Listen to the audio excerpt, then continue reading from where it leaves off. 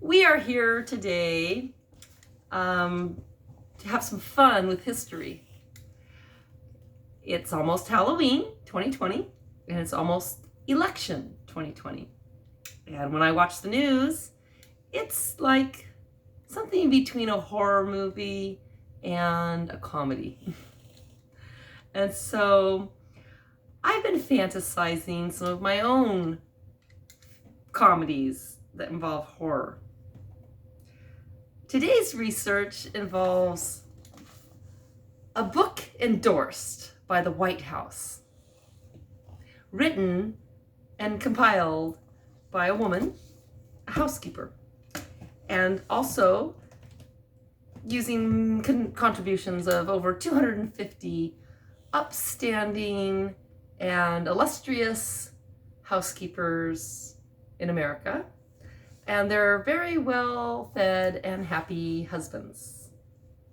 There's contributions from doctors and doctors' wives, and judges wives, and statesmen and colonels and US senators, governors, and even the First Lady of America. I have a fantasy of inviting McDonald Trump and Melania Trump over for dinner, because I'm a professional housekeeper and a mother of 8 children. I've cooked a lot in my life, used lots of recipes, most of which have been from scratch. So I thought I would maybe dress up like a zombie and feed them brains, because they need some. There's recipes in here for stewed brains, fried brains, dressed brains as opposed to naked brains, and also brain croquettes.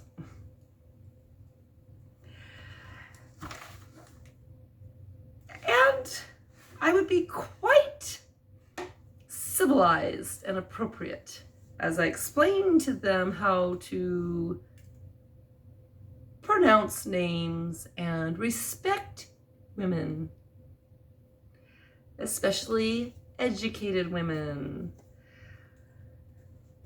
If they weren't happy with the brain dishes, the brain food, I could also suggest barbecued squirrel. That's a recipe in here too. I have plenty of squirrels running around in my front yard and my backyard. There's other recipes in here too. I would love to tell certain people to take a chill pill. Although I don't recommend the recipe given by a doctor for chill pills. They involve ingredients such as strychnine, arsenic, quinine, and other poisons.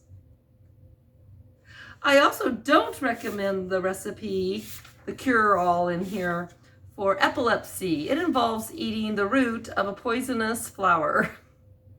You might not have any more seizures, but you're gonna die from food poisoning.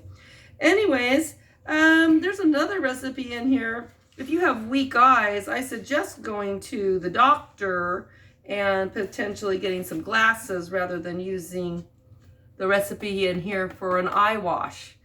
Otherwise, you're going to be walking around basically with drunken eyeballs. The recipe includes 1 teaspoon of laudanum, 2 teaspoons of wine, Madeira wine, and 12 teaspoons of rose water.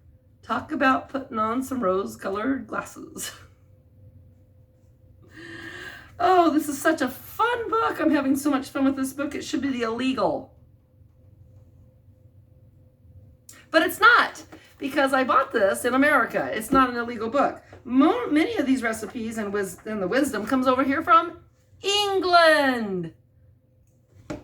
You know, England, where everybody's crazy. And they chop off people's heads off of their head.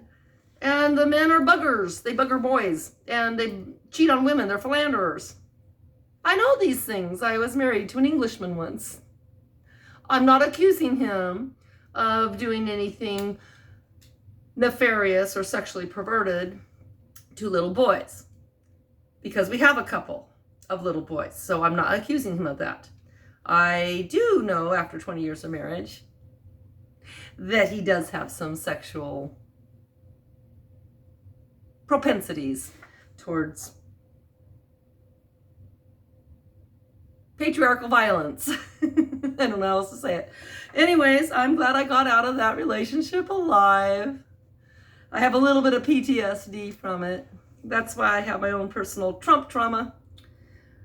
And if I'm going to be traumatized around Halloween, during a pandemic and a plague, because I've studied history and some of the recipes in the 1800s and the wisdom of the 1800s is almost as good as the wisdom of the 1200s during the Dark Ages.